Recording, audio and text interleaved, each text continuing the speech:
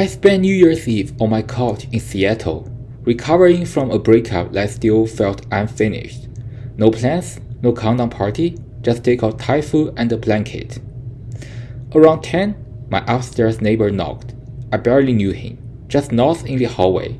He locked himself out while taking out the trash and asked if he could wait inside my place until locksmith came.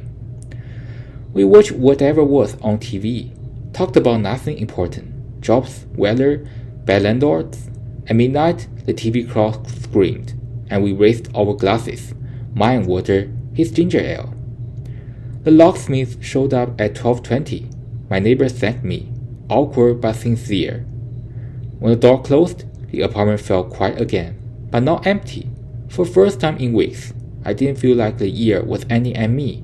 It was just ending, and that was enough. Restaurants on New Year's Eve are chaos with tablecloths. I was waiting tables at the downtown Chicago bistro, and everyone wanted everything now. Extra champagne glasses, modified orders, separate checks for parties of 12. The kitchen was sweating, so was I. At 11:50, the manager hurried us into the back for a quick toast. Plastic cups, bottom shelf Prosecco. Someone counted down off the clock above the prep station. We clinked cups, hugged awkwardly, then immediately went back to work. At 12:05, a couple at table even asked if I'd take their photo. They were dressed to the nines, grinning like teenagers.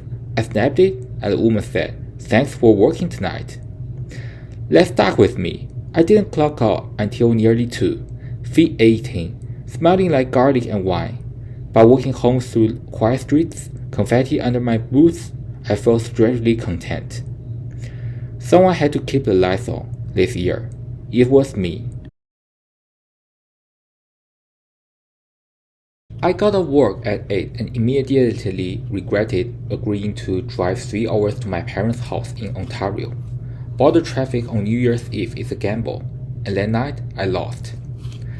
I inched forward for almost 90 minutes, engine humming, windshield fogging up. The guy in the next lane played the same 3 songs on repeat. Bells rattling my side mirror. I ate gas station pretzels for dinner.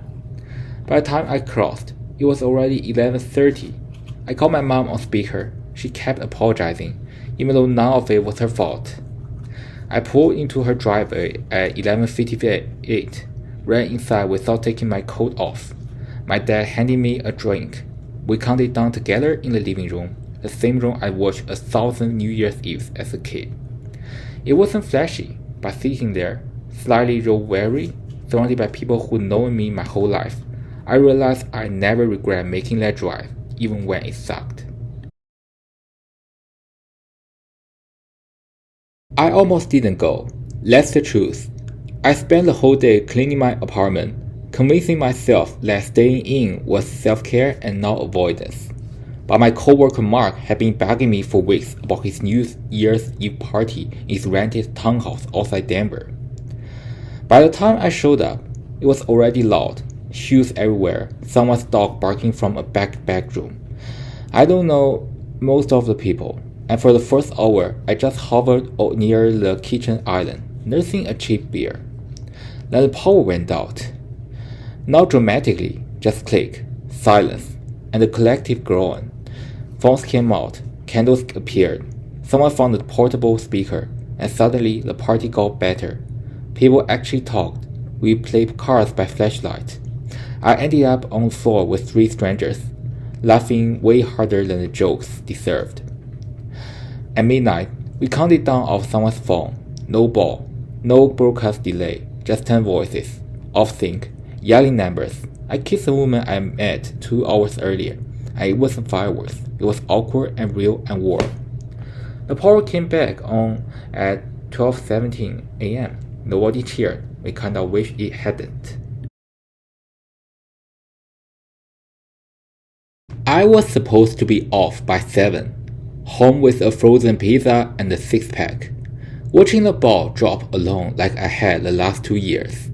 But around 4 in the afternoon, the snow started coming down sideways, the kind that erases lane markers and makes every radio host say, "Folks, just stay home if you can." I work EMS in a mid-sized Midwest city, and by 5, every unit was slammed. Seat of cars, busty ankles, an elderly man who slept shoveling his driveway because he didn't want to start the new year lazy. My partner and I didn't even talk much, just coffee, sirens, and wet boots.